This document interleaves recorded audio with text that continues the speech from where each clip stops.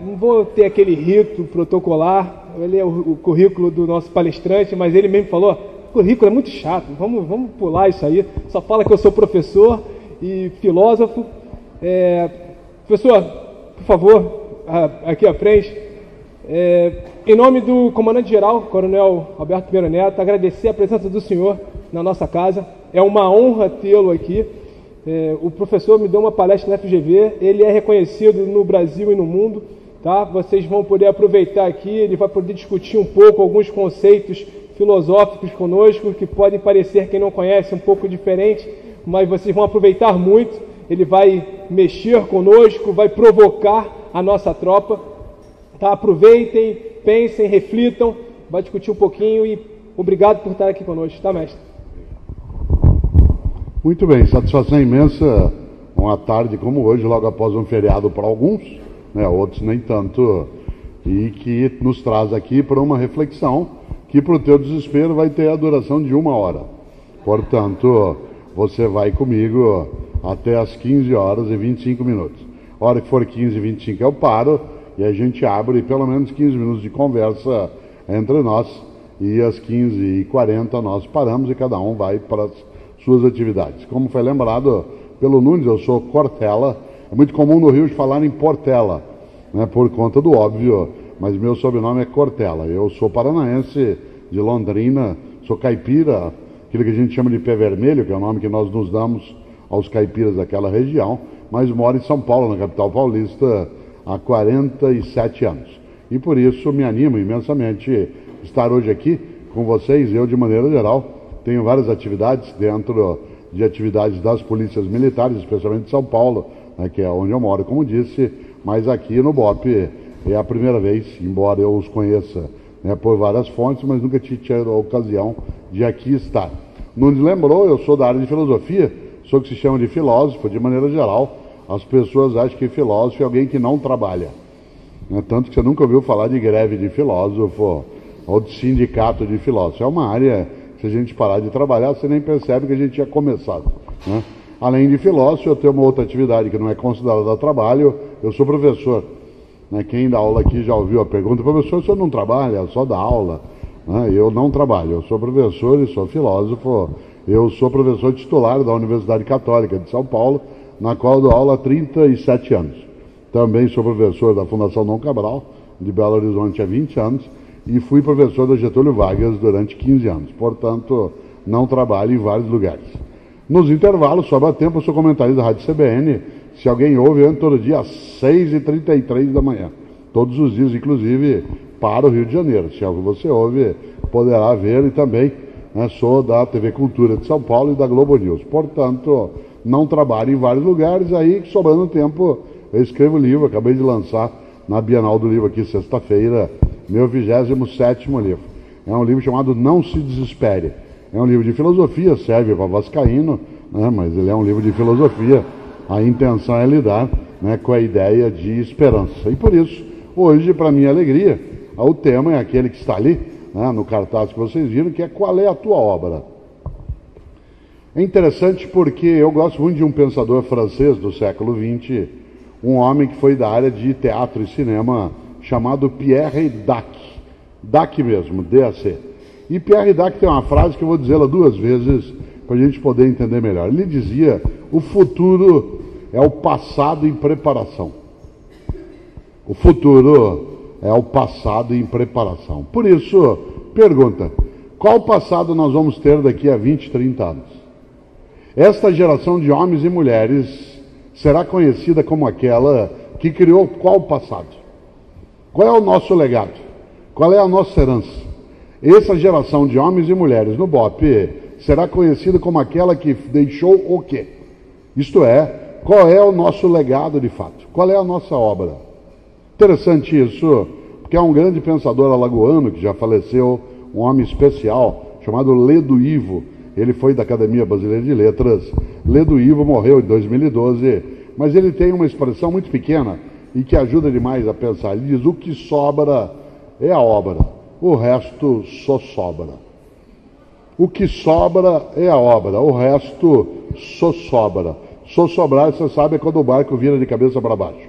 isto é, quando ele naufraga. E de fato, na vida, o que sobra é a obra, o resto só sobra. Grande questão: quando você se for, e você se vai, e eu também, o que vai ficar? Qual é a nossa herança, qual é o nosso legado? O que nós vamos deixar que não estrague, não apodreça e não seja objeto de disputa odiosa? Porque muita gente deixa coisas que geram fratricídio. Qual é a tua herança, qual é a minha herança? Levar, nada levaremos. A frase é verdadeira, caixão não tem gaveta. Se nós nada levaremos, o que nós vamos deixar que não estrague, não apodreça e não faça com que a gente diminua a nossa capacidade de vida coletiva? Por isso, há uma questão séria: qual é a tua obra? Qual é a minha obra? Qual é o meu legado?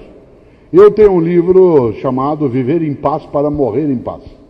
Viver em paz para morrer em paz. Atenção, viver em paz não é viver sem encrenca, sem dificuldade, sem problema.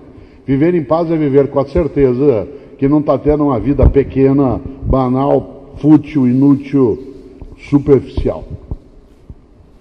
Viver em paz é viver não sem problemas, mas com a clareza de que não é descartável. É interessante essa ideia, porque muita gente esquece desse passo. Há um pensador, também ele, do campo da política, um homem do século XIX, cujo nome é Benjamin Disraeli. Foi um grande jurista, foi até primeiro-ministro da Rainha Vitória. E Benjamin Disraeli dizia: a vida é muito curta para ser pequena. A vida é muito curta para ser pequena. Já basta que a vida curta seja para que a gente consiga pequená-la de algum modo. E quando é que você torna uma vida que já é curta, pequena? Quando você tem, de fato, e eu também, uma vida banal, fútil, inútil, superficial. Interessante. Você, jovem de idade, talvez não tenha ainda esse impacto, mas a vida é muito curta. Quando eu tinha 20 anos de idade, 25, 60, 70, era algo absolutamente distante. Quando você tem 40, 80 é algo distante. Quando você já passou dos 60, a vida começa a ficar cada dia mais curta. Por exemplo, minha mãe tem 86 anos de idade, mora, coronel, na mesma rua que eu em São Paulo, e nós nos encontramos caminhando sempre. E domingo eu encontrei com ela, falou: filho, hoje uma velhinha lá na igreja, sabe o que ela me falou? Eu falei: mãe, defina a velhinha. A senhora tem 86 anos de idade.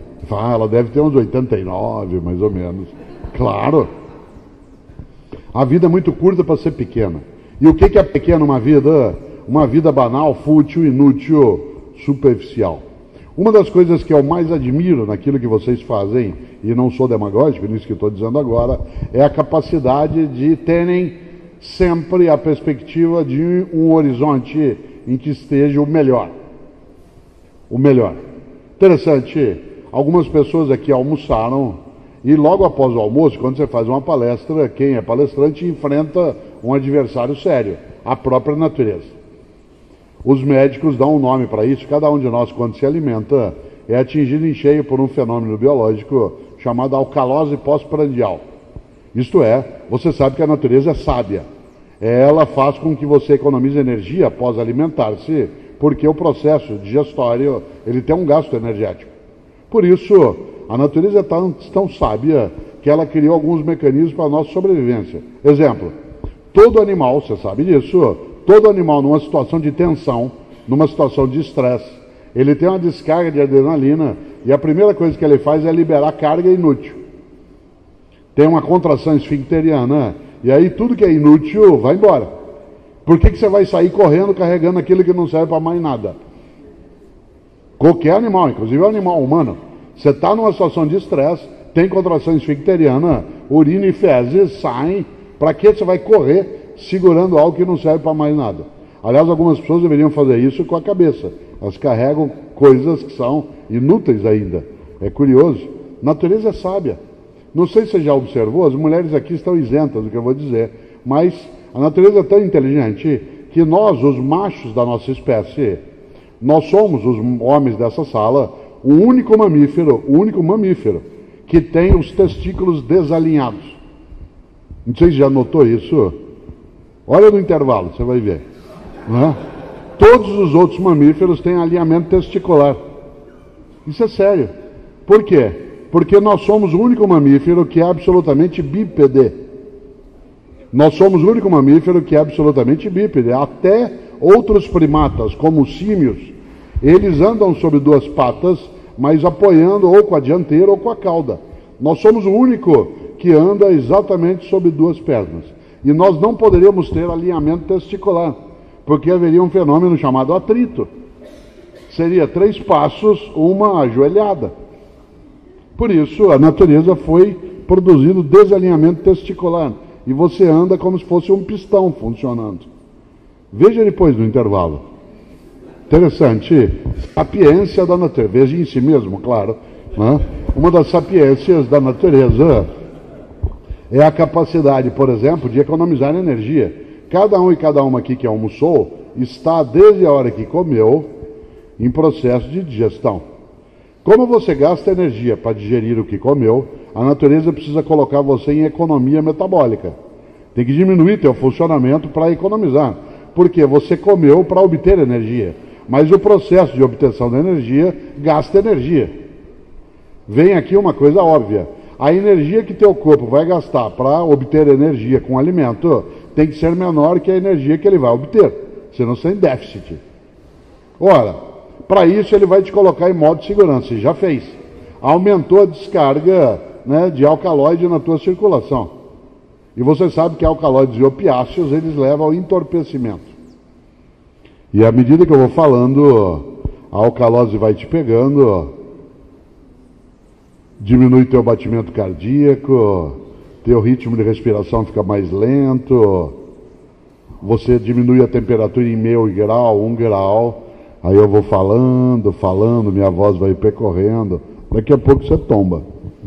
Alguns tomam com um sorrisinho no canto da boca, sai até, às vezes, saliva assim do lado. O que você vai ser pego por uma coisa que no BOP seria fatal, um estado de satisfação por completo. A satisfação por completo paralisa, adormece e entorpece. A coisa mais importante para quem não queira uma vida banal é ter algo chamado insatisfação positiva.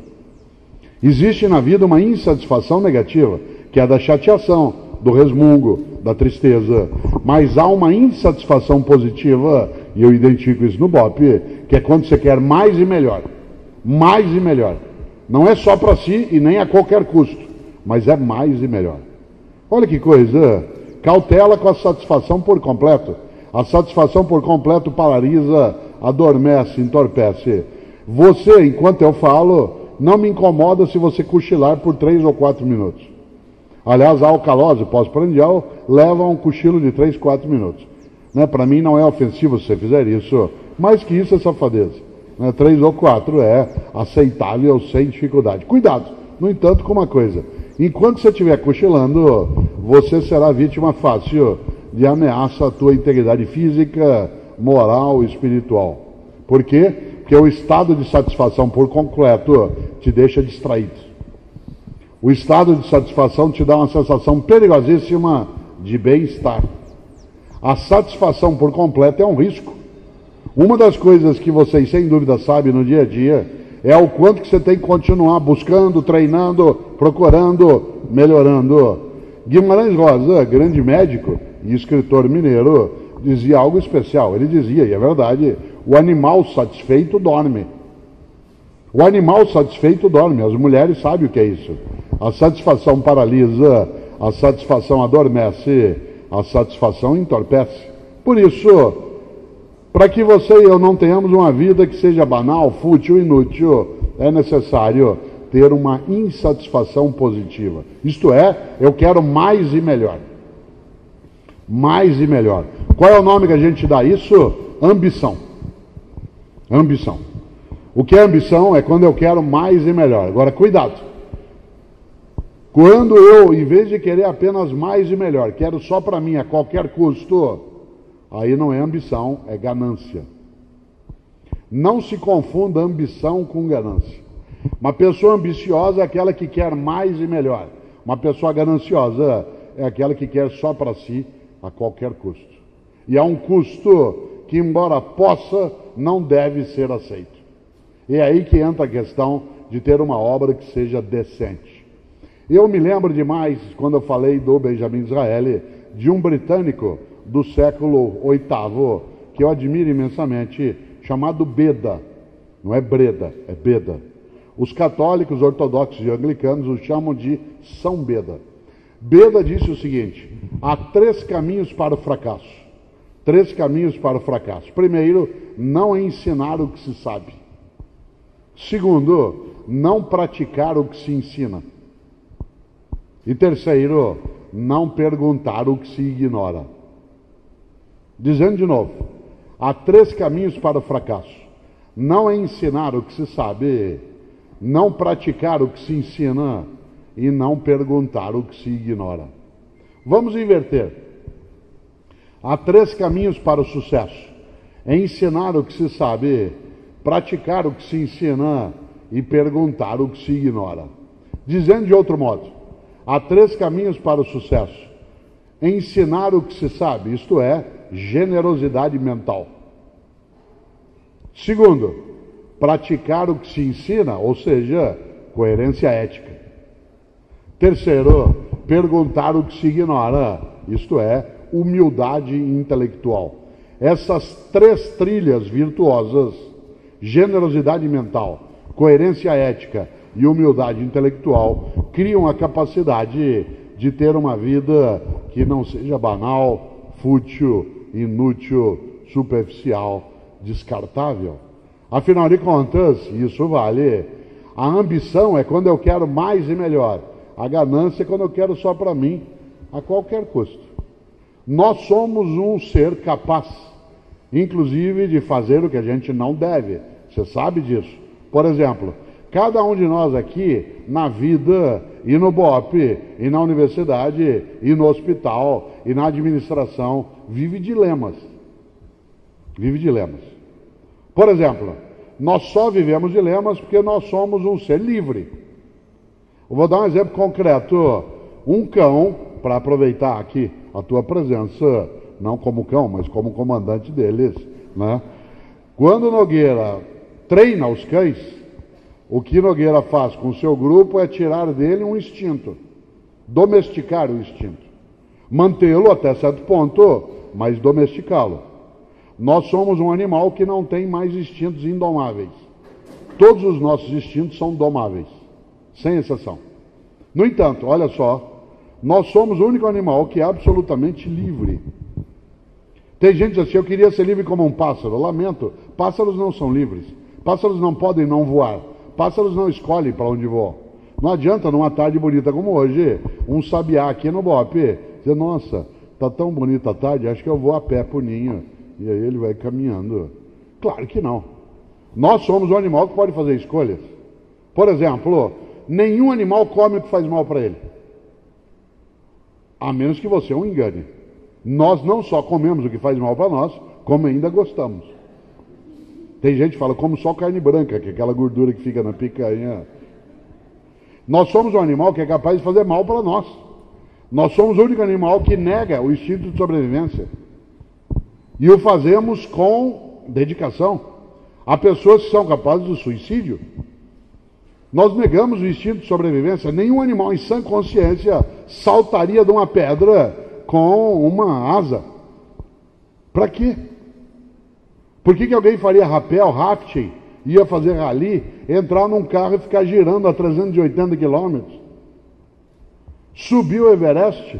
Qual é a finalidade de subir o Everest? Chegar lá em cima e descer. Nós somos um animal que faz coisas absolutamente antinaturais. Entre elas, colocar nossa vida em risco, que não é o teu caso, porque você o faz como missão e não como aventura. Há uma diferença entre um aventureiro e alguém que tem uma missão. Quando você faz o que faz, quando você vai desarmar um explosivo, você não está brincando para ter emoção. Você está tentando cuidar de uma comunidade. Quando você tem que ter uma intervenção num lugar, quando você vai com os teus cães farejar ou conter, quando você vai com os teus homens em cima de uma situação, não é uma aventura aquilo. Aquilo é uma missão. Aquilo tem um sentido. Aquilo tem algo que eleva a atividade. Ela não é uma mera experiência. Por isso, tem que haver, é claro, a possibilidade de imaginar, por exemplo, que nós domamos os nossos instintos de maneira forte. Nós somos um animal livre. Nós somos um animal tão livre que, como eu disse, a gente é capaz de fazer o que faz mal para nós.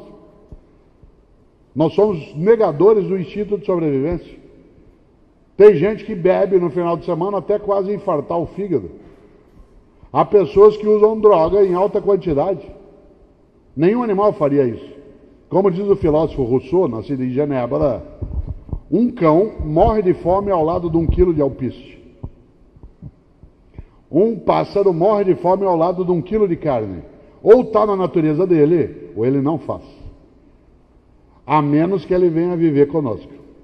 Se ele vier viver conosco, na nossa casa, viver na nossa domus, em latim, casa, se ele for doméstico, aí ele faz o que não deve. Você tem cachorro, ele come o que ele não comeria nunca: arroz, feijão, macarrão. Come fruta. Já viu o cão chupando manga? Você já imaginou? Você diz, ué, e eu com isso? Aqui vem a grande encrenca. Nós somos livres para a maldade e para a bondade. É escolha. Eu tenho um genro que é alemão, que mora em Florianópolis com uma das minhas filhas e que já está no Brasil há 7 anos. Ele tem uma encrenca na cabeça. É a 2ª geração de alemães depois da Segunda Guerra Mundial. O pai dele é a primeira, o Helmut, que é um médico, e ele é a segunda.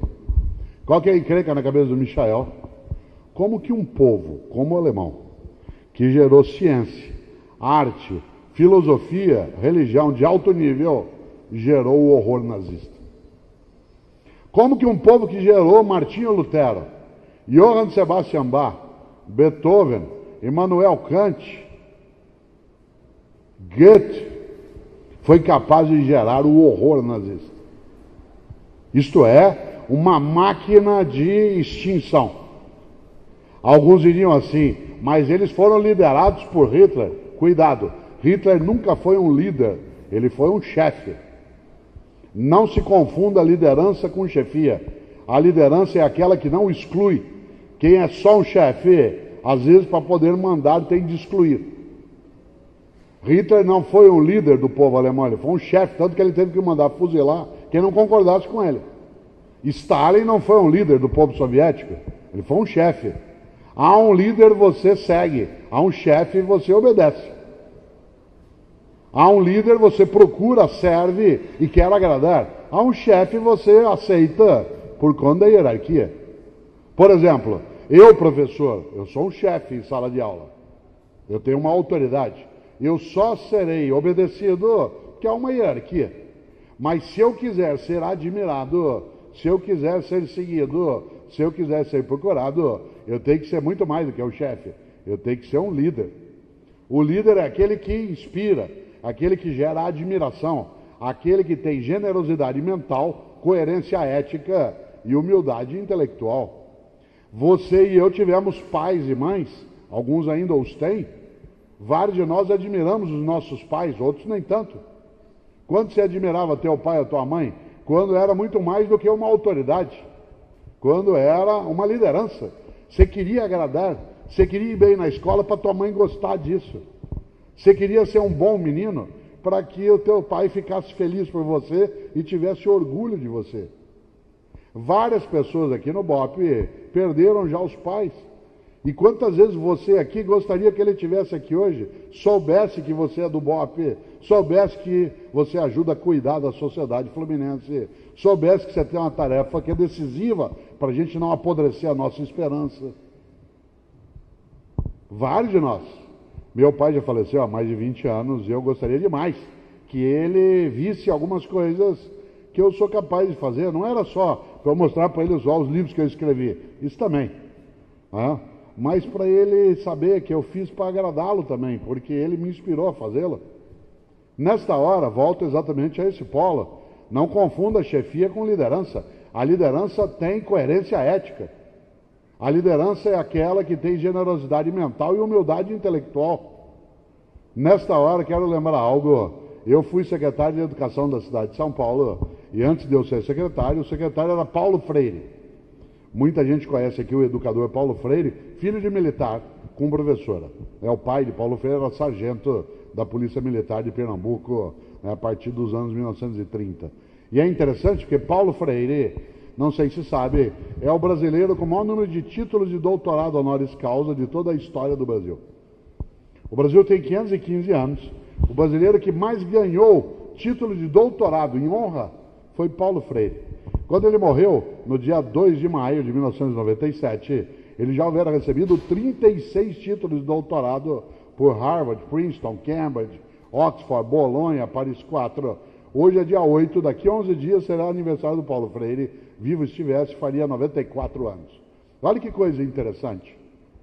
Ainda recebeu 5 títulos pós-mortem. Ele tem 41 títulos de doutorado. Paulo Freire sozinho, Alfredo, tem mais títulos de doutorado que os 2 brasileiros que vêm depois dele juntos, que são bons demais. E Paulo Freire era advogado.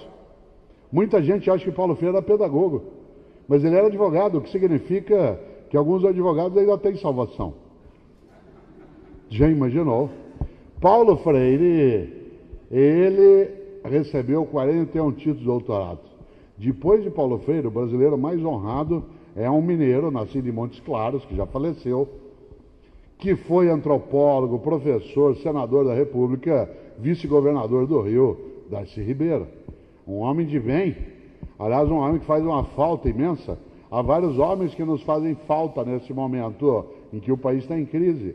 Mário Covas, Florestan Fernandes, Paulo Freire, Darcy Ribeiro, faz falta Paulo Brossard, Leonel Brizola, para discutir as coisas da sociedade, impedir Ulisses Guimarães, impedir que a sociedade degrade no embates que não necessariamente crescem. Pois bem, Darcy Ribeiro, um homem que ajudou os irmãos Vilas Boas a criar o Parque do Xingu, um homem que sonhou com a Universidade de Brasília, junto com o baiano Anísio Teixeira, que ajudou a fazer não só as escolas de período integral no Rio, quanto o Sambódromo, que criou a Universidade do Norte Fluminense. Aliás, ele tem, Oderlei, a frase mais dura que de vez em quando eu medito sobre ela, eu fico assustado. Porque Darcy disse o seguinte: fracassei em tudo que tentei, mas meus fracassos são minhas vitórias. Detestaria estar no lugar de quem me venceu. Olha que frase funda. Fracassei em tudo que tentei, mas meus fracassos são minhas vitórias. Detestaria estar no lugar de quem me venceu. Olha só. Depois de Darcy Ribeiro, o brasileiro mais honrado com títulos é um carioca que vive em São Paulo, somos vizinhos, que fez carreira na USP, na política, o professor Fernando Henrique Cardoso. Mas Paulo Freire sozinho tem mais títulos de doutorado que todos eles. E Paulo Freire era, acima de tudo, humilde. Paulo Freire era de uma humildade estupenda. Aliás, Paulo Freire era tão humilde, jamais subserviente. Há uma diferença entre humildade e subserviência. Uma pessoa subserviente é aquela que se dobra, que se acovarda, que se quebra. Uma pessoa humilde é aquela que sabe que não sabe tudo, aquela que sabe que não é a única que sabe, aquela que sabe que a outra pessoa sabe o que ela não sabe, aquela que sabe que ela e outra pessoa saberão muita coisa juntas, aquela que sabe que ela e outra pessoa nunca saberão tudo que pode ser sabido. Foi claro? Humildade não é subserviência. Paulo Freire era humilde, jamais subserviente. Tão humilde que chamava Paulo. Não sei se sabem, acho que sim, mas Paulus em latim significa pequeno. A expressão Paulus em latim significa pequeno. Olha aqui na minha mão, se você puder. Paulo Freire era um homem tão grande que ele sabia que era pequeno para poder crescer. Gente grande de verdade sabe que é pequeno e por isso cresce. Gente muito pequena acha que já é grande e o único modo dela crescer é se ela baixar outra pessoa. Digo outra vez. Gente grande de verdade sabe que é pequeno e por isso cresce. Gente muito pequena acha que já é grande e o único modo dela crescer é se ela diminuir outra pessoa. Quem entre nós achar que suficientemente grande já é, pequeno continuará. Essa é uma das características de quem quer, por exemplo, liderar. O líder ou a líder é aquele que se sabe pequeno para poder crescer e cresce com os outros. E Paulo Freire foi secretário de Educação da cidade de São Paulo e eu era o adjunto. Quando ele era secretário, eu era o adjunto. Ele ficou 2 anos, depois ele saiu, eu continuei pelos 2 anos subsequentes. Pois bem, Paulo Freire, portanto, era meu chefe. Ele era o secretário, eu era o adjunto. Mas, atenção, acima de meu chefe, Paulo Freire era, antes de mais nada, meu líder. Paulo Freire era tão mais meu líder do que apenas meu chefe, que até quando ele me chamava na sala dele para me dar uma bronca, eu ia animado. Não ia feliz, não ia alegre, não ia contente, mas ia animado. Isto é, que eu sabia que eu ia sair da sala dele melhor do que eu tinha entrado. O líder orienta sem ofender e corrige sem humilhar. Até, repito, quando eu ia para receber uma bronca, eu não saía de lá desanimado, porque ele corrigia sem ofender, orientava sem humilhar. Isso significa que há uma distinção entre mera chefia e uma liderança. Por exemplo, vários de vocês se colocam hoje para as comunidades circunstantes aqui ao BOP como inspiração, como modelos para as crianças em relação a várias das coisas que elas querem ser ou fazer. Isso significa que você inspira. Essa inspiração, claro, é diferente de ser uma mera chefia, porque você é um policial militar que tem o direito de andar armado e, portanto, você é uma autoridade que me leva a temer.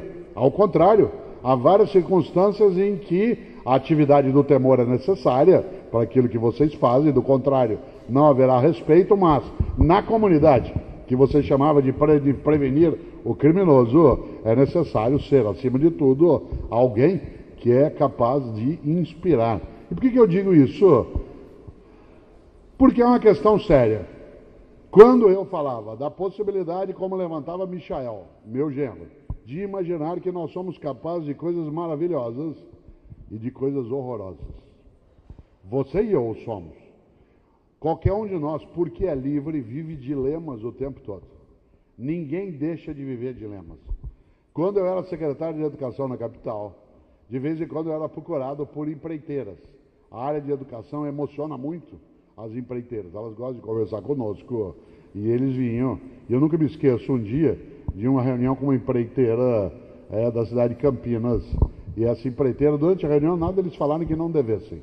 Mas quando terminou, eles chamaram e falaram assim: professor, o que a gente vai falar não tem nada a ver com a licitação, etc. Mas a gente soube que o senhor mora de aluguel. E na época, para quem conhece São Paulo, eu morava na Avenida Angélica, num apartamento alugado, quando ela começa a subir.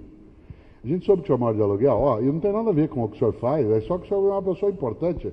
A gente tem um apartamento vazio ali na rua Itacolomi, em Higienópolis. Se o senhor quiser morar lá, vá tranquilo, não precisa pagar nada. E eu falei: não, obrigado, eu gosto de morar de aluguel. Será que em algum momento eu pensei na oferta deles? Claro. Durante uns segundos, eu fiz conta de cabeça.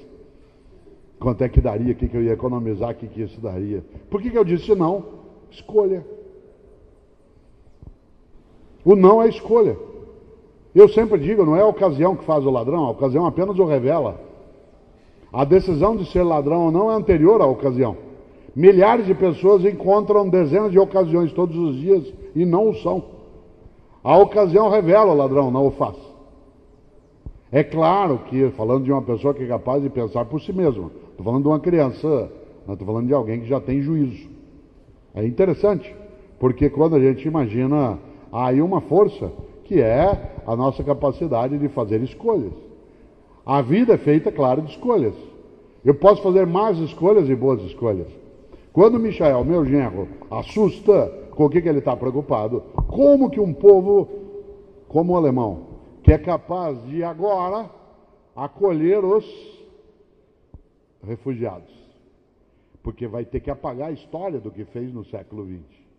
E começou a fazê-lo, sabe quando? O ano passado, na Copa do Mundo, quando nos venceu por 7-1 e introduziu no futebol de novo uma virtude decisiva na vida, que é piedade.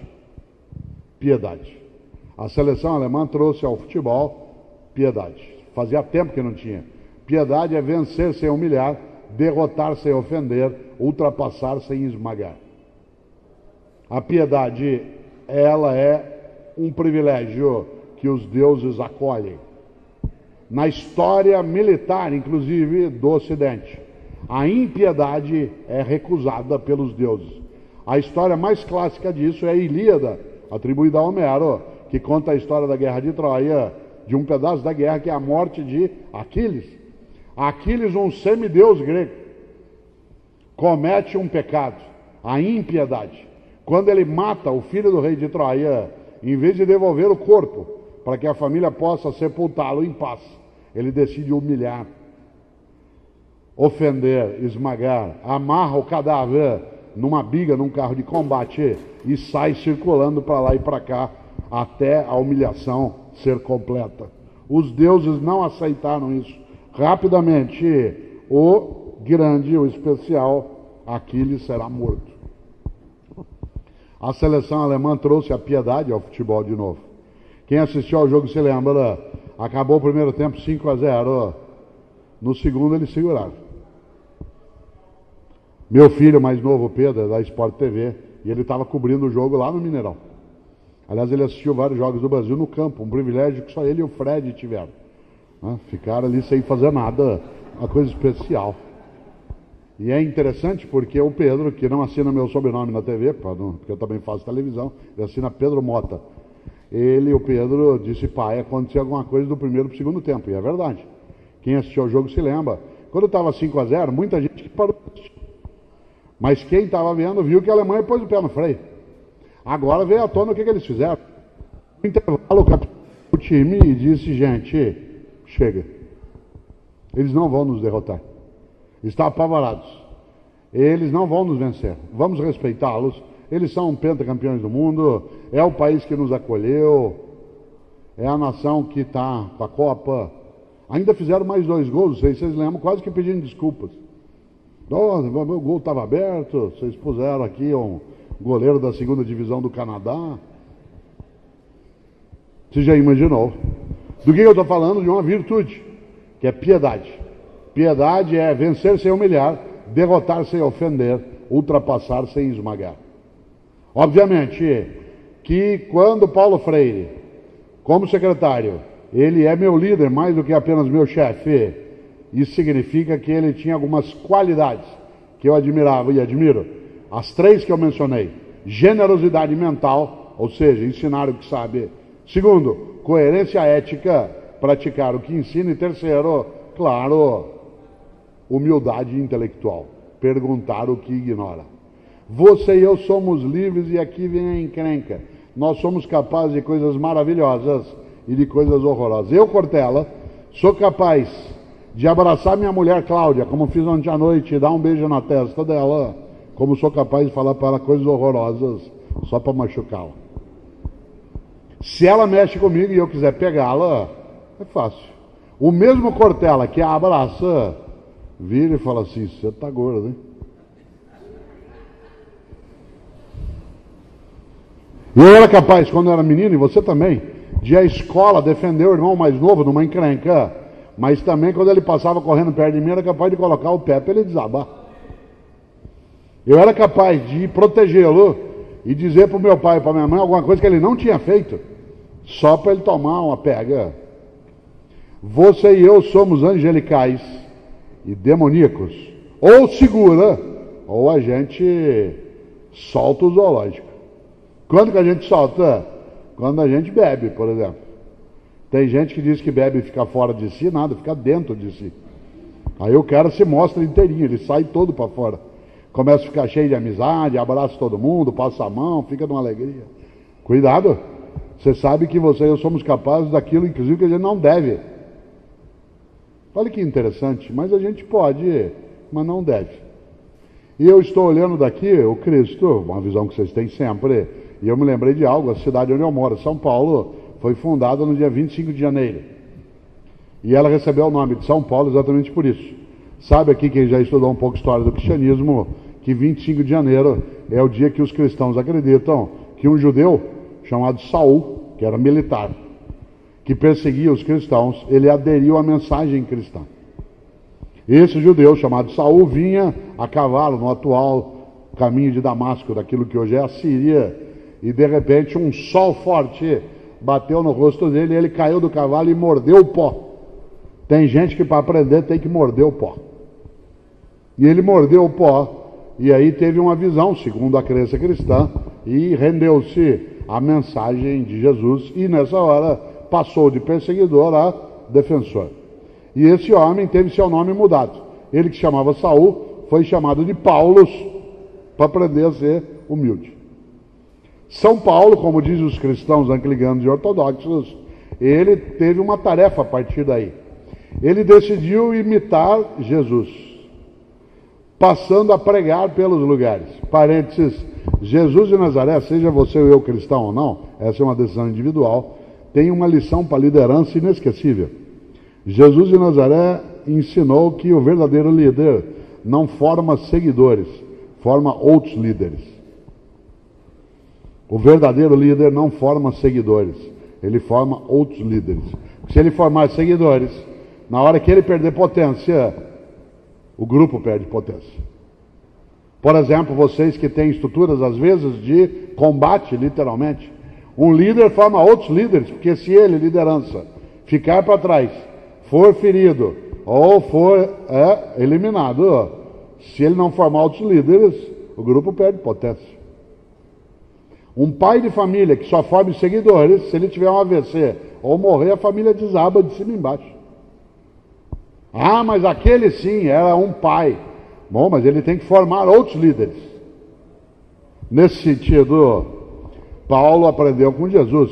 Jesus formou outros líderes, não formou só seguidores. Tanto que quando ele morreu, todos saíram, segundo os cristãos, para fazer uma coisa que ele tinha feito, que era sair pregando e arriscando a existência. Vários morreram nessa missão, porque não era uma tarefa. Você sabe essa diferença entre tarefa e missão. Tarefa é algo que você vai e executa. Missão é aquilo que te pega e dá sentido à tua vida. Realizar uma missão, executar uma missão, cumprir uma missão, é muito mais do que apenas concluir uma tarefa. Uma missão é algo que te pega no sentido da tua própria razão de ser. A tua missão é parte da tua obra. Nesse sentido, claro, Paulo decidiu a partir dali fazer algo incrível. Insisto, seja você cristão ou não, essa é uma decisão tua, vale demais. Ele passou a partir dali a escrever cartas sobre ética. Cada uma das cartas de Paulo, que os cristãos chamam de epístolas, todas elas tratam do tema ética. E ele resolveu escrever cartas sobre ética para as comunidades dos cristãos. Os cristãos em Roma, em Filipe, em Tessalônica, em Corinto, onde fosse. Dizendo nas cartas como é que você tinha que se comportar com os seus valores. Quais eram os seus 11 mandamentos. No caso, no de Jesus, só um, e que precisava ser levado adiante. Pois bem, Paulo escreveu 2 cartas aos cristãos da cidade de Corinto. Aquela que eu mais aprecio é a número 1. Parênteses, talvez algumas pessoas aqui não saibam, mas as cartas de Paulo são anteriores aos evangelhos. Embora na Bíblia dos cristãos as cartas vêm depois dos 4 evangelhos, no tempo histórico elas foram escritas antes. Algumas das cartas de Paulo são 50 anos antes dos evangelhos. Pois bem, a primeira carta de Paulo aos Coríntios tem algo para você e eu não esquecemos. Está lá no capítulo 6, versículo 12. No capítulo 6, versículo 12, Paulo escreveu: tudo me é lícito, mas nem tudo me convém. Tudo me é lícito, mas nem tudo me convém. Isto é, eu posso fazer qualquer coisa, porque eu sou livre, mas eu não devo fazer qualquer coisa. Embora eu possa, eu não devo. Por que eu não devo? Porque eu não devo fazer aquilo que mancha a minha trajetória, torna imunda a minha história, suja a minha corporação, desonra a minha família. Tudo me é lícito, mas nem tudo me convém. Aí se escortela, bobagem. O que adianta? O que vai acontecer? Questão de obra, o que sobra é a obra, o resto só sobra. Isso significa que você e eu, a grande questão é, em relação a isso, sim, tudo me é lícito, mas nem tudo me convém. Interessante, porque a vida, sendo feita de escolhas, é necessário que a gente entenda qual é o lugar que a nossa obra tem para a gente não ser pequeno, banal, fútil e inútil. Por isso, dentro dela, e você ainda tem 10 minutos de desespero, dentro dela, a ambição tem que ter lugar. a ganância jamais. Aliás, quando a gente olha o Brasil hoje, olha o São Paulo hoje, olha o Rio de Janeiro hoje, eu me lembro de uma frase clássica do Mahatma Gandhi. Gandhi dizia, olho por olho, uma hora acabamos todos cegos. Olho por olho, uma hora acabamos todos cegos. É necessário que a gente reinvente nossa condição. E a estrutura da Polícia Militar, especialmente o BOP, é exemplar no sentido de funcionar numa sociedade como exemplo daquilo que tem de ter coerência ética na missão que defende. Porque se essa estrutura abala, aquilo que é o nível de confiança sofre abalos ainda mais fortes. Nesse sentido, volto eu à frase inicial do Pierre Dac. O futuro é o passado em preparação. Que passado nós vamos ter daqui a 20, 30 anos? Essa geração do BOP, de oficiais, de soldados, de PM, será conhecida como aquela que fez o quê? Qual é a obra que esta geração protege e cuida? Uma geração que é capaz, sim, de acima de qualquer coisa, não ter uma vida pequena, banal, fútil, que é capaz, sim, de com eficiência ter insatisfação positiva, querer mais e melhor. Um grupo de homens e mulheres que recuse algo que no Brasil é um perigo, que é a síndrome do possível. A síndrome do possível. Já viu isso? O que é a síndrome do possível? Você leva teu carro no mecânico amanhã cedo, diz, olha, meu carro está com um barulho estranho. Ele diz, vou fazer o possível. Você vai ao médico e diz assim, doutor, estou com uma dor no pâncreas. Ele diz, vou fazer o possível. Você pede ajuda da polícia ou do governo, diz, eu vou fazer o possível. Você desanima. Imagine que você está aqui agora, você sabe que eu vou falar até 3h20, você tem coisa séria para fazer, de repente você começa a se irritar com conversa de filósofo, tua perna direita começa a tremer, você começa com uma cólica no baixo ventre, um pouco de sudorese, ânsia de vômito, calafrio, você é sinal de apendicite, a gente leva você para o hospital, afere tua temperatura, vê que você está com indício de pré-anestesia, vai levando para o centro cirúrgico para fazer a retirada, você vai deitado na maca vendo passar aquele teto branco, no meio do caminho você segura na mão do médico e diz, doutor, vai dar certo a cirurgia? Ele diz, vou fazer o possível. Quem é o grande inspirador da síndrome do possível no Brasil? O Mendes Sá. Lembra-se do Mendes Sá? Tio do Estácio. Um dia uma professora de História do Brasil dava aula sobre os governos gerais. Ela falou sobre Tomé de Souza, fundador de Salvador, falou sobre Duarte da Costa. Quando ela estava falando sobre o Mendes Sá, ela viu um aluno distraído lá no fundo, e para pegá-lo, como a gente é capaz de fazer, virou e falou assim, Paulo, o que fez Mendes Sá? Ele disse, fez o que pôde. Cuidado com o Mendes Sá. Gente, nós temos que ter mais presença na comunidade. Eu faço o que eu posso. Gente, nós temos que ter uma ação mais integrada. Eu faço o que eu posso. Gente, nós temos que ter mais competência. Eu faço o que eu posso. Nessa hora, nós temos de aprender uma coisa com os norte-americanos. Não é tudo com eles que a gente aprende, não é tudo deles que a gente rejeita. Mas quando você pede uma coisa para o norte-americano, ele diz, I will do my best. Vou fazer meu melhor. Não é uma diferença de idioma, é uma diferença de atitude. É absolutamente diverso fazer o possível de fazer o melhor. Por isso, pergunto eu para você aqui agora, mas não quero que você responda, quero só que você pense. Na tua atividade, seja ela qual for, no BOP, está fazendo o possível ou o melhor? Não é o melhor do mundo, se for ótimo, mas é o teu melhor, na condição que você tem, enquanto você não tem condições melhores para fazer melhor ainda. Digo de novo, está fazendo o possível ou o melhor? Não é o melhor do mundo, é o teu melhor, na condição que você tem, enquanto você não tem condições melhores para fazer melhor ainda. Porque tem gente que não faz o melhor sob o argumento que as condições não ajudam, e aí ela fica no possível. E a grande questão é fazer o teu melhor nas condições que você tem, enquanto você não tem condições melhores para fazer ainda melhor. Porque quem pode fazer o melhor e se contenta com o possível, cai num território pantanoso, que eu espero que o BOP nunca caia, que é a mediocridade. Uma pessoa medíocre é aquela que, podendo fazer o melhor, se contenta com o possível. Nesse sentido, é preciso lembrar generosidade mental, coerência ética e humildade intelectual. Para uma grande questão que agora, nesses teus 5 minutos finais, eu abro um pouco para a gente refletir, eu pergunto, qual é a tua obra? Quando você se for, e você se vai, e eu também, qual é o teu legado? Qual é a tua herança? Qual é a tua obra? Grande questão. Interessante. Eu, Cortella, no dia que eu me for, mas eu não queria ir. Eu queria ficar. Bom, vou te contar uma coisa, lamento. Só tem um jeito de ficar. Ficar nas outras pessoas. No dia que eu me for, a única maneira de ficar é se eu ficar nas outras pessoas. Por isso, há uma questão que está no cartaz ali. Se você não existisse, que falta faria? Se você não existisse, que falta faria? Eu, Cortella, no dia que eu me for, eu quero fazer falta. Eu quero que diga, o Cortella faz falta. Agora há pouco nós estávamos na sala do comandante conversando um pouco, e vocês mencionaram alguns que faleceram na missão. E eu identificava, embora não os conhecesse, na fala de vocês, que eles fazem falta.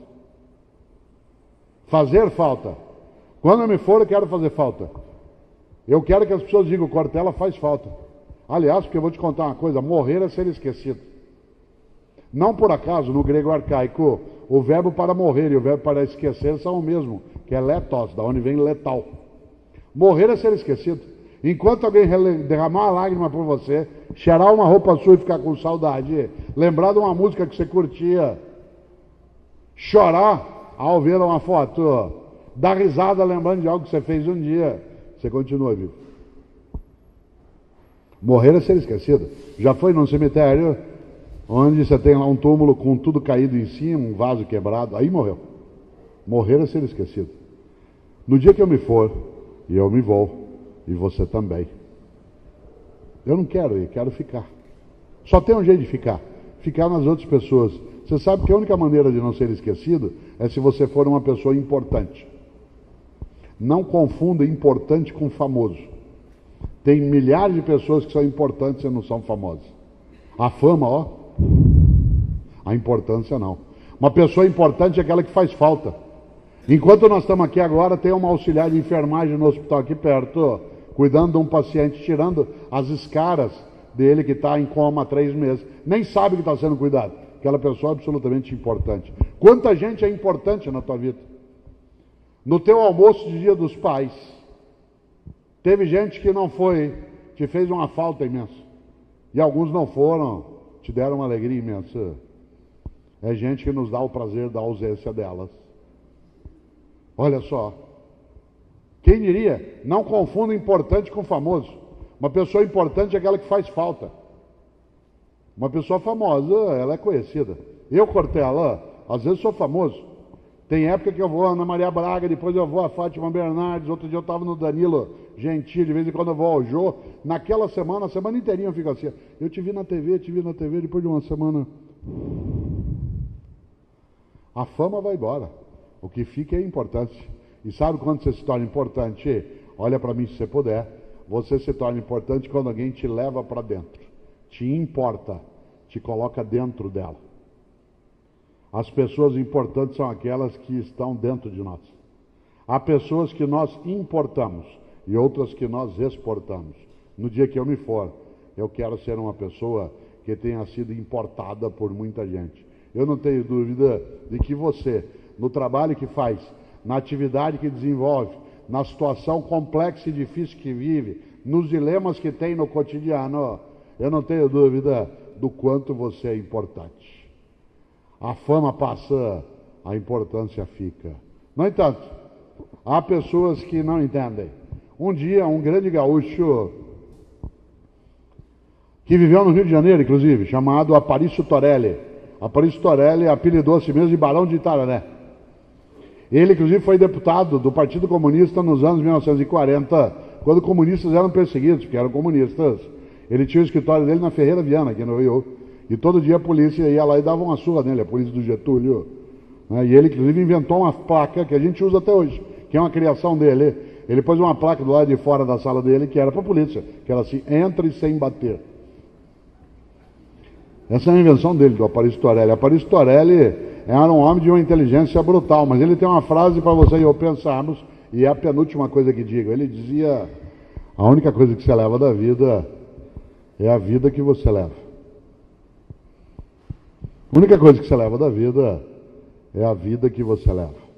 E é interessante, porque, não sei se vocês se lembram, há alguns anos, o massacre aqui em Realengo, na escola. Lembra você? As crianças que foram feridas, ou algumas até mortas, foram levadas para o Hospital Albert Schweitzer. E eu me lembro que naquele dia eu fui escalado a fazer um comentário sobre isso no jornal Hoje. E ali eu fui capaz, claro, de fazer algo que qualquer pessoa de bom senso faria. Enquanto se via as mães falando das crianças, todos choramos no ar. Todos choramos. A Sandra Arenberg, que estava apresentando o jornal, né, eu chorei, porque é muito difícil, né, você ter a capacidade de ver aquilo, a cena em si, né?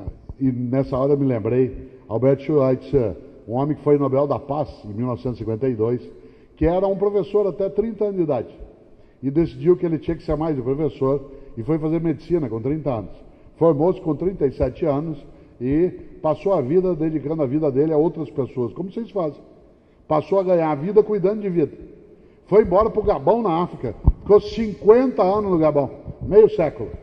Aliás, quando ele morreu, aconteceu uma coisa magnífica. O corpo do Albert Schweitzer está sepultado na Europa, mas o coração dele está no Gabão. Porque quando ele morreu, o povo do Gabão quis o coração dele para sepultar na terra do Gabão. Schweitzer tem uma frase para você, não esquecemos. Ele dizia: a tragédia não é quando um homem morre. A tragédia é aquilo que morre dentro de um homem enquanto ele ainda está vivo. Olha só, a tragédia não é quando um homem morre. A tragédia é aquilo que morre dentro de um homem enquanto ele ainda está vivo. E o que não pode morrer? A capacidade de integridade de uma obra que não seja banal, de uma vida que, sendo curta, não se apequene. A capacidade de ter uma insatisfação positiva para fazer mais e melhor. Mas, acima de qualquer coisa, lembrar que o que sobra é a obra. O resto só sobra. Agora, 15 horas e 20 minutos desta terça-feira, nós temos 15 minutos. Às vezes você tem alguma pergunta, dúvida, ódio ou trauma. E eu queria lembrar aqui o que disse um dia um grande carioca nascido no Meier, chamado Milor Fernandes, que infelizmente morreu em março de 2012. Milor foi o cara que inventou o frescobol. Era um grande escritor. Entre outras coisas, ele tem frases estupendas. Uma delas eu acho magnífica. Ele dizia: o importante é ter sem que o ter te tenha. Olha só. O importante é ter sem que o ter te tenha. Isto é, não seja possuído por aquilo que você possui. Não seja propriedade da tua propriedade. Não seja possuído pelo que você possui, poder, dinheiro, autoridade. Não seja servo daquilo que você tem que ser senhor. Mas Milor tem uma frase que eu acho ótima e eu quero fechar agora com ela. Ele dizia: se você não tem dúvidas, é porque está mal informado. Se você não tem dúvidas, é porque está mal informado. Por isso pergunto num espaço de homens e mulheres inteligentes: alguma dúvida? Palavra aberta. Comandante presente. Não sairemos antes de 15 minutos, exceto quem tem tarefa ou missão. E eu vou ficar andando aqui até aparecer pergunta, porque do contrário eu vou criar constrangimento. Eu não tenho a menor dificuldade em fazê-lo, eu sou professor. Minha vida é fazer as pessoas se sentirem mal e não se sentirem bem. Dou-lhe uma, senão vou aí em entrevista. Dou-lhe duas. Aquilo que eu falei até agora, alguma dúvida, questão, reflexão, curiosidade? Oi? O que eu estou sentindo agora? Em que sentido? Você diz em relação à nação? Ah, sim, eu acho aqui um espaço absolutamente especial. Eu, como disse, não tinha um conhecimento no cotidiano, embora eu tenha muita presença, não é minha atividade do dia a dia, mas eu tenho muita presença na Polícia Militar de São Paulo, porque eu faço muita atividade no centro, no Barro Branco, de formação de oficiais. Mas, ainda assim, é especial supor que homens e mulheres aqui sejam capazes de se dedicar a algo que é absolutamente honroso. A obra é cuidar da vida para que ela não apodreça. Eu moro em São Paulo há 47 anos. Vou contar uma coisa que vocês sabem. São Paulo tem 2 rios principais. Tem vários, mas tem 2, que é o Pinheiros e o Tietê. Pois bem, quando me mudei para São Paulo há quase 50 anos, esses 2 rios eram navegáveis. Navegáveis. A gente pescava no rio Tietê e no rio Pinheiros. Nadava nele no domingo. Havia raia olímpica dentro. Pois bem, nós matamos esses 2 rios. Hoje eles fedem. E o que veio pior, a gente se acostuma. Você está chegando em São Paulo pela Via Dutra, aquele fedor do rio Tietê, diz que bom, já estou chegando. Você está vindo perto do rio Pinheiros, aquele rio pútrido, diz que bom, já estou em casa. Você pousa no Galeão, como eu pousei sexta-feira para ir à Bienal do Livro aqui, desce na Ilha do Governador, aquele mangue apodrecido, nojento à volta, quando abre a porta do avião, você diz que bom, já estou perto. Nós nos acostumamos com o podre. O podre na família, o podre em nós, o podre na política, o podre na empresa. Por isso, o que sinto eu, a capacidade de encontrar homens e mulheres que muitas vezes, mesmo que não sejam infalíveis, como nem Aquiles eu era, são capazes de recusar o podre. E essa recusa ao podre, essa é aquela missão que mais dá sentido para a gente existir. Então é isso que sinto. Me sinto honrado.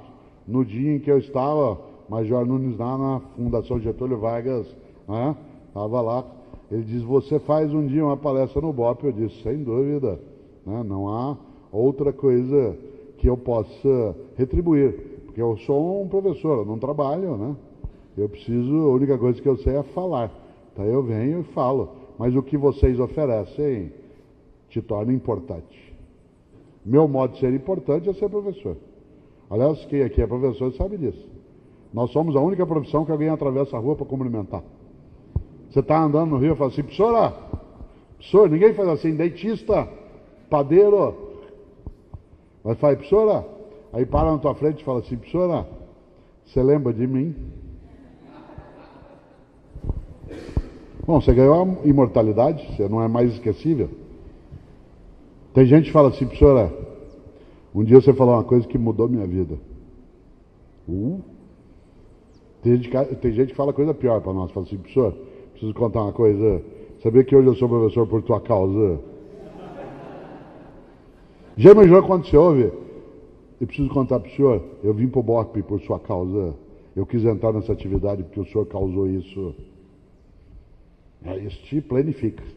Então, acho que o que eu sinto é plenitude. A palavra continua aberta, não é porque vocês foram salvos.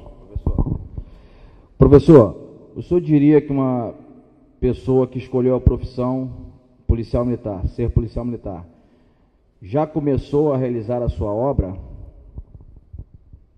Está no ponto do começo. Como disse Winston Churchill, vocês estudaram história militar, alguns aqui, se lembram que quando a guerra contra a Alemanha estava dificílima, e quando a Alemanha começou a utilizar as bombas aéreas, as V2, e aí, de maneira inédita, o bombardeio atravessava o Canal da Mancha, e a Inglaterra, uma ilha protegida da embarcação alemã, passou a ser alvo de foguete, e os ingleses entraram em desespero, e ele disse, vamos nos juntar e enfrentar, mas quero lembrar, nós não estamos no começo do fim, nós estamos no fim do começo. Pois bem, entrar na atividade policial militar é o fim do começo de alguém que quer construir uma obra, mas não é o começo do fim. Essa obra se dará na atividade no dia a dia, na humildade de aprender mais, na capacidade de servir sem arrogância, mas também sem submissão, a capacidade de impor temor a quem precisa temer e oferecer admiração a quem a gente quer que nos admire. A capacidade, sim, de assustar aquele que aterroriza uma sociedade, mas não se assustar quando essa sociedade não entende direito, porque aquilo, como disse um dia Fernando Pessoa, é muito perigoso ter razão antes da hora. E, nesse sentido, é uma atividade que, sim, é constitutiva da obra. Mas ela exige um esforço cotidiano. Quando eu entrei aqui hoje, eu não imaginava que era assim. E fui subindo, nós estávamos até conversando no carro. Falei, bom, eles devem usar esse morro para se preparar já para aquilo que fazem. E vocês treinam, e vão atrás, e treinam, e voltam, e vai para a missão, e volta, e treina. Falei, um esforço imenso exige disponibilidade física, exige capacidade de abrir mão de coisas, exige... Essa é uma obra difícil de ser feita. Já imaginou? Se eu estivesse no BOP, o que eu ia ter que perder de peso? E eu não quero. E sabe de quem é a culpa? Do João Ubaldo Ribeiro, coronel. Quando o João Ubaldo morreu há alguns anos, eu admirava imensamente, escritor estupendo. Quando ele morreu, ele escreveu Sargento Getúlio, uma obra inesquecível. Ele fazia 20 anos que ele não bebia nada, 20 anos que ele não comia fritura, 20 anos que ele não ingeria açúcar. Sepultaram um cadáver saudável. No dia do enterro do João Ubaldo, eu falei, eu não vou deixar um cadáver saudável. Podem doar, mas não vai ser saudável, não é possível. A outra coisa que eu sigo como lema, dizia Milor, morrer rico é sinal de incompetência. Certo? Portanto, volto eu à tua grande questão. A atividade do policial militar é uma obra, ela é o ponto de partida. É aquela que nos coloca na trajetória. Qual é o teu sonho? Se eu perguntar aqui, não preciso fazê-lo, qual é o teu sonho no BOP? Seja como civil, seja como militar. É uma sociedade em que não haja sofrimento inútil, em que não haja conflito sem alternativa, em que haja o que se chama de paz. Essa sociedade você tem como teu horizonte. É aquilo que os antigos chamavam de utopia. Você sabe que a palavra utopia às vezes é traduzida, Alderley, como sendo impossível. Mas a palavra utopia significa ainda não. Ainda não. Paulo Freire chamava isso de inédito viável. O inédito viável. Aquilo que não é ainda, por isso é inédito, mas é viável. Pode ser. Pois bem, Eduardo Galeano, um grande jornalista que morreu há pouco tempo, ele dizia algo especial. A minha utopia é o meu horizonte. Eu avanço 5 passos, ele se afasta 5 passos. Eu avanço 10 passos na direção dele e ele se afasta 10 passos. Disse Galeano, já entendi. A função do meu horizonte não é que eu chegue nele, é me impedir de parar de caminhar.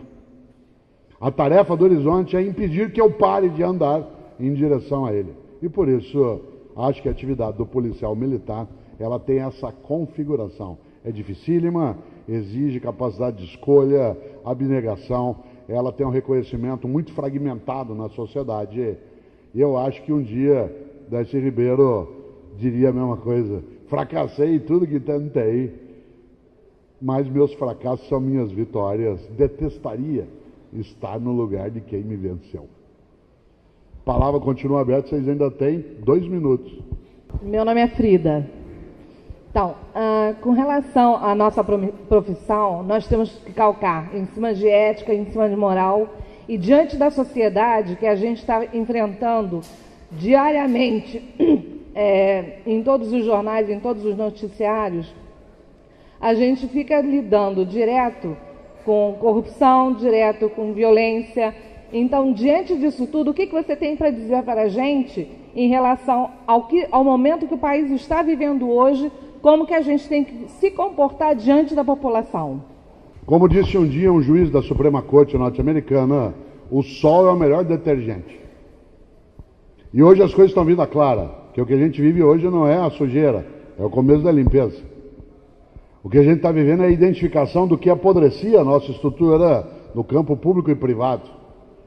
E ainda não apareceu aquilo que é mais sério, que é o fato de que se fala até agora só do dinheiro público roubado depois de estar no caixa.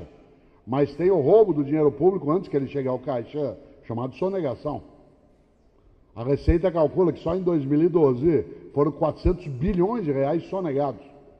Isso é mais do que o orçamento do Ministério da Educação em um ano. Você pode roubar de 2 modos o dinheiro público, depois que ele entrou no caixa público ou impedindo que ele chegue lá. Nós vivemos um momento especial na nossa história, nós temos que mostrar aos jovens que o país hoje está começando um processo sanitário, que pode ir adiante se a gente fizer que chegue, que a gente tenha uma democracia mais estável, em que o presidente anterior, atual presidente, recebe acusação, mas a democracia continua. Numa democracia você pode pedir a volta da ditadura, numa ditadura você não pode pedir a volta da democracia. E nós temos um processo ascético que eu acho belíssimo. Mas, em relação à atividade policial, é preciso não esquecer algo. Nunca na história se aceitou aqueles que têm a violência autorizada. Nunca. Se você estuda a história, toda ela, seja no mundo asiático, em relação, por exemplo, aos samurais, seja no mundo ocidental, quanto aos militares, a violência autorizada, que é o que vocês têm como militares. Você pode portar arma ou não, você pode me segurar, eu não posso fazer, etc, etc. Ela tem uma fronteira muito tênue, aí eu termino, Frida, é a longa resposta, entre aquilo que é violência, e no caso violência autorizada, e crueldade. Nós somos o único animal que, além de violento, é cruel. Todos os outros animais vivem o processo da vida violento. Quando a gazela está correndo, o leão pula em cima, sai sangue, é violento. Quando você vai e pega o peixe, o urso fica esperando o salmão pular. Aquilo tem um nível de violência, mas não tem crueldade. Nós somos um animal que é capaz de crueldade. E a nossa sociedade tem dificuldade de lidar com a distinção entre violência autorizada e crueldade. Nós ainda não sabemos fazê-lo. A gente não sabia até há 3 anos enfrentar manifestação de rua, que uma democracia faz com tranquilidade. Hoje lá no Barro Branco, em São Paulo, um dos comandantes é o coronel que apanhou na porta da Igreja da Sé, não sei se vocês se lembram, em 2013, um grupo jogou no chão, ele estava armado e ele não admitiu o uso da arma. O ajudante que estava ao lado dele estava armado também, obviamente, ele não deixou, ele apanhou, quebrou 2 costelas, mas ele sustentou a situação. E prenderam e já fizeram o julgamento. Por que eu estou dizendo isso? A Polícia Militar de São Paulo começou a estudar como é que ela lidava com manifestação. Na 3ª manifestação, ela já estava sendo aplaudida. Você já imaginou? Por quê? Porque você vai aprendendo a fazer. Agora, essa distinção entre violência e crueldade, ela é difícil. Para nós como pais ou mães também. Até que ponto eu segurar meu filho, com licença, e dar um safanão nele sem machucá-lo, mas firme, para ele entender, isso é um ato de violência. Pelo menos moralmente é. Mas será que é crueldade? Alguns dos pais dos nossos, ou até nós, às vezes fomos cruéis e não usamos apenas a violência autorizada. Essa é a razão. Mas que o país está começando a tirar o tapete de cima da sujeira, ainda bem. E nós somos jovens. Vou te contar uma última coisa, estou me demorando, desculpa, coronel, mas é porque eu não queria perder a chance. Tem mais 2, aí a gente fecha. Eu estava um dia num debate com o ex-reitor da Universidade de Cambridge. Cambridge, hoje é aniversário da Universidade de Harvard, hoje, 8 de setembro. Mas a Universidade de Cambridge é muito mais antiga. Ela tem mais de 800 anos. E nós éramos um grupo de brasileiros debatendo com ele. Uma hora ele virou para nós, em inglês, claro, disse assim, vocês são muito ansiosos. O mais difícil é nos primeiros 400 anos. Então a gente às vezes é meio ansioso. O mais difícil é nos primeiros 500 anos. Depois a gente se orienta. Penúltima. E tu, que está com a mão no queixo? Você? Boa tarde, meu nome é Alexandra. Isso, uma coisinha bem rápida. O senhor disse que existem alguns aspectos com os quais nós não devemos nos acostumar. E dentro disso ainda, o que, na opinião do senhor, quais seriam alguns aspectos, algumas características que favorecem que o ser humano no dia a dia passe a se acostumar com algumas coisas que são degradantes a ele, que não fazem bem a ele? O senhor falou aqui da questão de domesticação, de que o bicho aprende a negar o instinto de sobrevivência quando é domesticado, ou seja, quando ele é chamado para a morada humana. E aí a questão que me apareceu é qual a relação entre domesticação e comportamento ético, entre adestramento e comportamento ético. Não existe ética individual. A ética é sempre de uma comunidade, de um grupo. Um bandido tem ética. Nós chamamos de antiética, mas ele tem princípios de conduta. Uma criança até determinada idade não é capaz de se falar sobre ética com ela. Um adulto com síndrome de Alzheimer não pode decidir. Mas uma pessoa que seja capaz de escolha, ela, vivendo com outros, ela tem princípios naquela casa. Até quando você está sozinho, não sei se você lembra no filme O Náufrago. Lembra que o Tom Hanks fica sozinho na ilha. Nunca ele se desespera, ele pensa até em se matar. Ele não chora. A única hora que ele chora é quando ele, se vocês se lembram, como ele levou os valores que ele tinha, ele anda lá para lá, ele se relaciona com a bola de vôlei. E quando ele consegue escapar, ondas acima, naquela jangadinha, ele amarra o Wilson, a bola de vôlei, né, na jangada, e há uma hora em que o Wilson escapa e vai embora. E ele pulou atrás do Wilson e não conseguiu trazer de volta. É a única hora no filme que ele se desespera e começa a gritar e chorar e gritar, Wilson! Que é um princípio nosso, é não abandonar para trás um companheiro nunca. Jamais deixar para trás um companheiro. Isso é um princípio ético. Nós vivemos juntos. Não são todos os povos que fazem isso. Os vietnamitas derrotaram a nação norte-americana. O mais poderoso exército da história foi derrotado por um povo desse tamanho, porque eles pegaram o modo de conduta dos norte-americanos e foram direto neles. O general Ho Chi Minh ensinava, jamais mate um soldado norte-americano. Fira, dê um tiro na perna dele. Porque se você matar, você tira um da guerra. Se você ferir, você tira 3. O que caiu e 2 que vão carregá-lo, porque o americano não deixa para trás o companheiro ferido. Ora, esta lógica da nossa casa, ethos é a morada do humano. Depois os gregos vão usar a palavra oikos, em grego, da onde vem ecologia, por exemplo. Ora, quando nós domesticamos, nós trazemos para viver do nosso modo.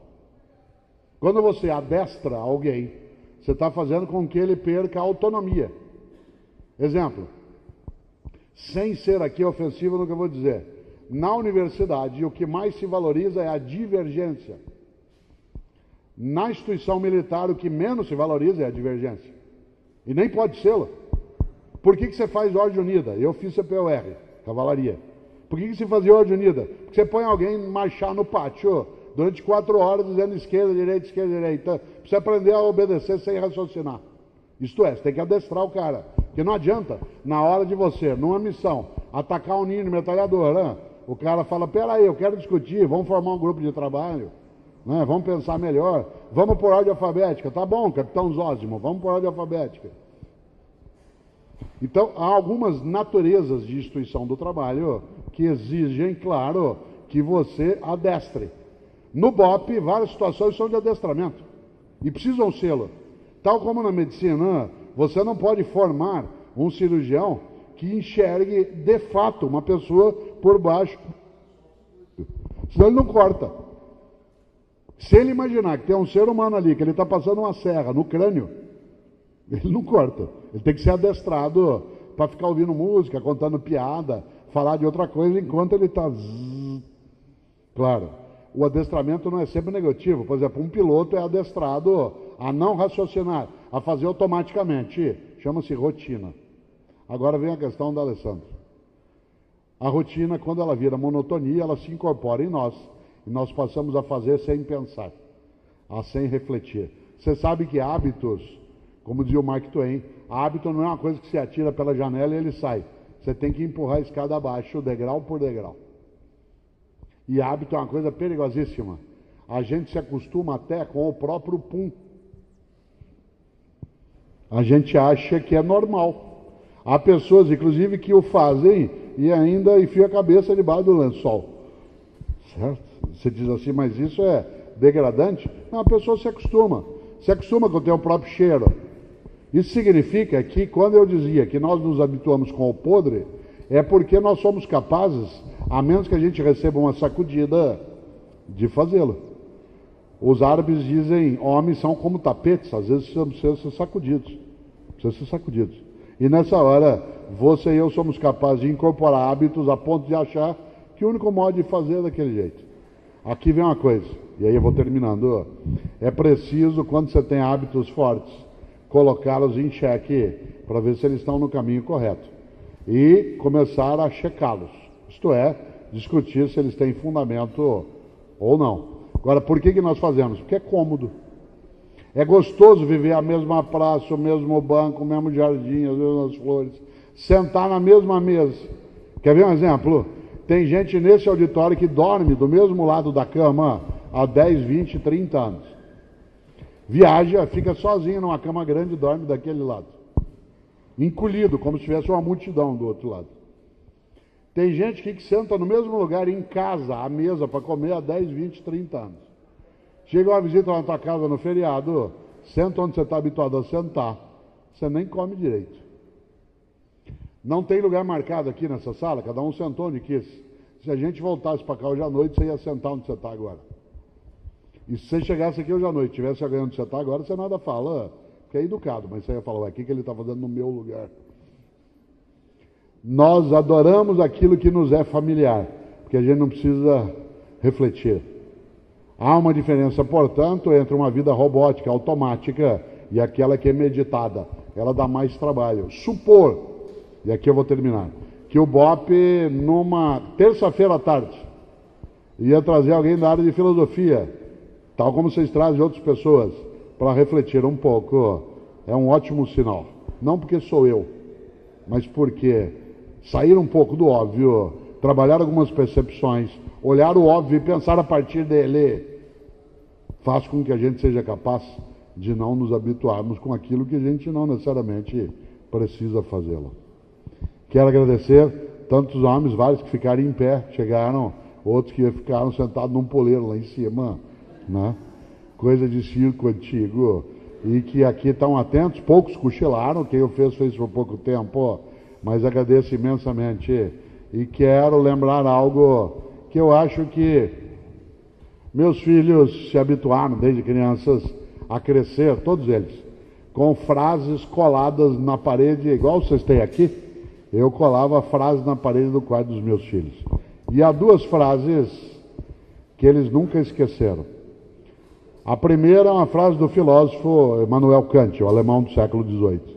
Quando Kant dizia: tudo que não puder contar como fez, não faça. Tudo que não puder contar como fez, não faça. Porque se há razões para não contar, essas são as razões para não fazer. É óbvio que Kant não está falando contra o sigilo, contra a privacidade. A tua atividade exige sigilo, numa operação, numa missão. Está falando contra a vergonha.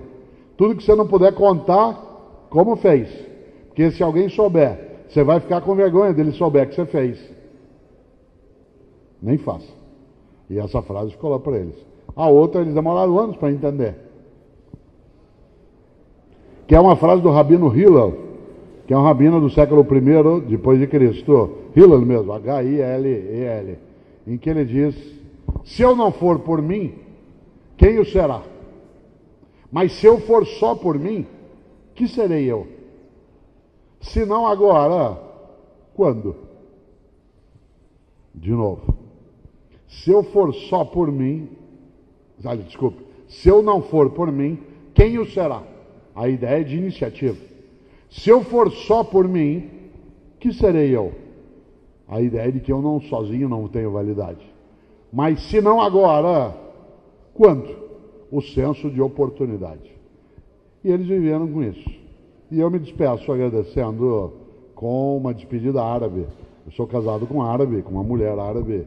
E os árabes, quando se despedem, apertam a mão e dizem: vida longa e morte rápida.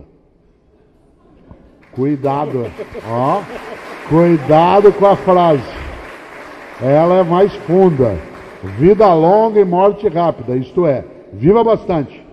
Mas quando for a tua hora, se for a tua hora, que seja de imediato. Vida longa e morte rápida. Obrigado.